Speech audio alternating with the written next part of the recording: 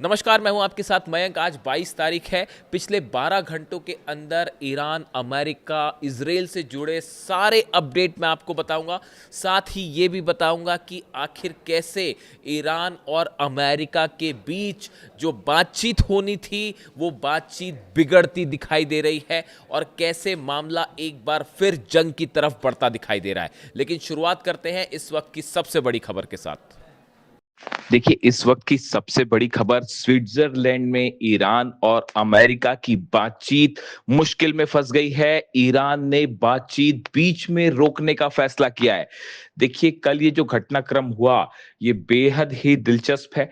कल बातचीत शुरू होती है ईरान और अमेरिका की, साथ में कतर और पाकिस्तान के जो डेलीगेशन है वो भी मौजूद था। लेकिन बातचीत करीब 80 मिनट के आसपास ही चल पाई थी कि इसी बीच डोनाल्ड ट्रंप का एक बयान आया और उस बयान के बाद ईरान ने बातचीत के टेबल को बीच में छोड़ दिया और अब्बास अराक्ची और गलीबाफ साहब उठकर चले गए। देखिए, ये सब कुछ कैसे हुआ। कल जब बातचीत चल रही थी, इसी बीच डोनाल्ड ट्रंप का बयान आया। डोनाल्ड ट्रंप ने कहा कि ईरान अपने सहयोगी हिजबुल्लाह को रोके, वरना ईरान पर पिछले हफ्ते की तरह हमले किए जाएंगे।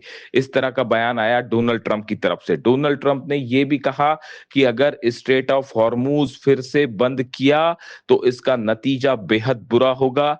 अमेरिका पूरे हॉर्मूज पर कब्जा कर लेगा, वहां से टोल भी वसूलेगा और यहां तक कह दिया गया डेलीगेशन के लिए कि वापस नहीं जा पाओगे। अगर हॉर्मूज बंद कर दिया तो वापस नहीं जा पाओगे। इन शब्दों का इस्तेमाल किया डोनाल्ड ट्रंप ने, जिसके बाद ईरान की तरफ से कहा गया कि ये बातचीत के बीच इस तरह की धमकी देना, ये एमओयू का उल्लंघन है, एमओयू के खिलाफ है और ये ईरान का अपमान है। और ईरान की तरफ से ये बात कही गई कि जब तक डोनाल्ड ट्रंप माफी नहीं मांगेंगे तब तक बातचीत आगे जारी नहीं रहेगी। और ईरान का डेलीगेशन बीच में ही बातचीत को छोड़ के, मीटिंग को छोड़ के उठ गया, जिसके बाद बातचीत फिलहाल रुक गई है। देखिए, ये एक ऐसी खबर है जिस पर पूरी दुनिया की नजरें थी कि आखिर बातचीत में क्या निकल के आता है। पहले दौर की बातचीत में क्या कोई तरक्की होगी या नहीं होगी। ईरान की तरफ से साफ कर दिया गया था कि बातचीत में की पहली शर्त ही यही है कि जितने हमले हो रहे हैं लेबनान पर वो रोके जाएं, इजराइल की तरफ से सेना वापस लाई जाए। इसको लेकर बातचीत शुरू हुई थी, लेकिन इसी बीच डोनाल्ड ट्रंप की तरफ से ये धमकी आना कि आप हिजबुल्लाह को रोकिए, वरना फिर हमले होंगे ईरान पर और आप वापस नहीं जा पाओगे। इन शब्दों के इस्तेमाल के बाद ईरान ने अपना स्टैंड साफ कर दिया है कि जब तक डोनाल्ड ट्रंप माफी नहीं मांगेंगे तब तक बातचीत आगे नहीं बढ़ेगी। ये बहुत बड़ा झटका माना जा रहा है इस पूरी बातचीत को लेकर। देखिए, दूसरी तरफ जो है, नेतन्याहू की तरफ से भी अहम बयान आया है। कल नेतन्याहू ने एक प्रेस कॉन्फ्रेंस के दौरान ये बात कही और इजराइल के रक्षा मंत्री कार्ड्स की तरफ से भी ये बात कह दी गई है कि लेबनान से इजरायली सेना फिलहाल वापस नहीं आएगी।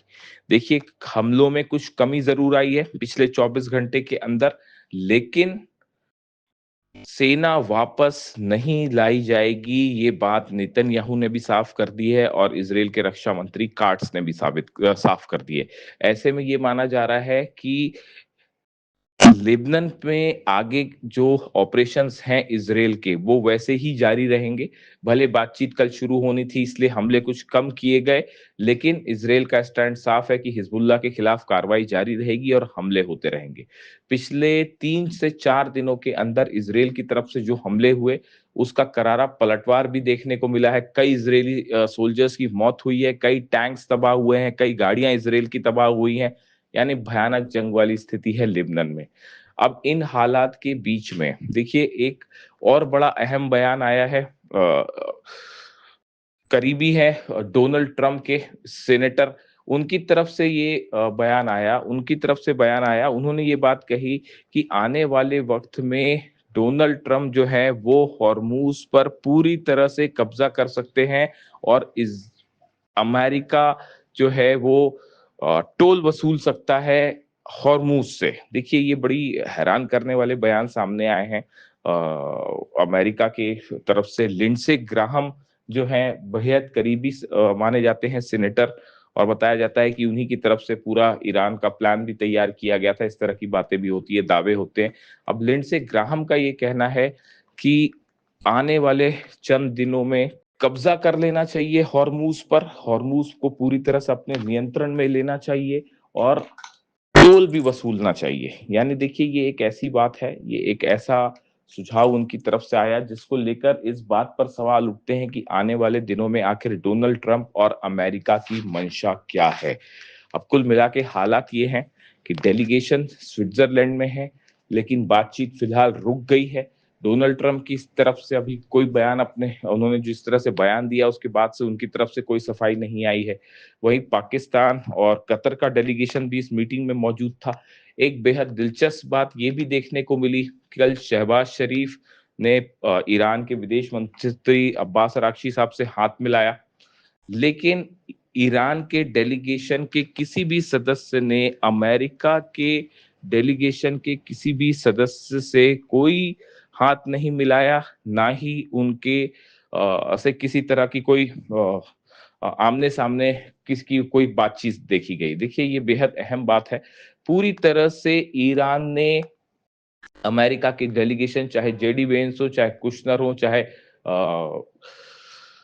स्टीव विटकॉफ हो, किसी से भी अब्बास अरागची साहब ने हाथ नहीं मिलाया। यानी देखिए, ईरान ने अपना स्टैंड बिल्कुल साफ रखा है स्विट्जरलैंड में भी कि ईरान अपनी शर्तों पर आगे बातचीत करेगा, अपने सम्मान से किसी तरह का कोई समझौता नहीं करेगा, भले अमेरिका चाहे जो कर ले। इसी बीच ईरान की सेना की तरफ से भी बयान आ गया है कि अगर ईरान पर किसी तरह का दबाव डालने की कोशिश की जाती है या किसी तरह से डराने धमकाने की कोशिश की जाती है, तो इन बातचीत को बीच में रोक दिया जाएगा। ईरान की सुप्रीम लीडर और ईरान की सेना की तरफ से इस तरह के संकेत मिल रहे हैं।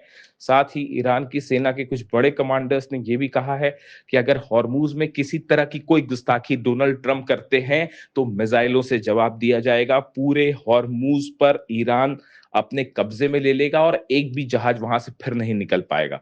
इसके अलावा देखिए, खबरें ये भी हैं कि जो हॉर्मूज का मेन रास्ता है, वहां पर 80 से ज्यादा माइंस बिछी हुई हैं, जिनको हटाना जो है वो सिर्फ ईरान के अलावा ये काम कोई नहीं कर सकता। यानी हॉर्मूज में अभी भी हालात ऐसे बने हुए हैं कि खासा तनाव है। ईरान ने हॉर्मूज को फिर से बंद करने का ऐलान किया है और जिस तरह से धमकियां आई डोनाल्ड ट्रंप की उसके बाद, और लेबनान पे हमले जिस तरह से जारी रहे नेतन्याहू की तरफ से, इजराइल की तरफ से, उसके बाद हॉर्मूज फिलहाल बंद है। कोई भी जहाज वहां ईरान की परमिशन के बिना नहीं निकल सकता। इन हालात में हॉर्मूज को लेके एक बार फिर डोनाल्ड ट्रंप और ईरान आमने सामने दिखाई दे रहे हैं और हालात ये है कि हॉर्मूज में फिर एक बार कई जहाज जो हैं वो ऐसी स्थिति में है जिनको ये साफ नहीं है कि आगे बढ़ना है या नहीं बढ़ना है। कहीं ऐसा ना हो कि आगे बढ़े और हमला हो जाए। ऐसे में हालात ये है कि पूरी तरह से हॉर्मूज अभी ईरान के नियंत्रण में है और अगले 24 से 48 घंटे में ये बात साफ होगी कि ये जो बातचीत है ये आगे बढ़ती दिखाई दे रही है या पूरी तरह से डिरेल हो गई है। लेकिन फिलहाल ईरान ने एक करारा जवाब दिया है, अमेरिका को जोरदार जवाब दिया है डोनाल्ड ट्रंप की धमकियों को। इन धमकियों से ना ईरान डरा है और ना डरेगा और बातचीत भी अपनी शर्तों पे होगा। अगर जरा भी ईरान का अपमान करने की कोशिश की गई, धमकियां देने की कोशिश की गई, तो बातचीत जारी नहीं रहेगी।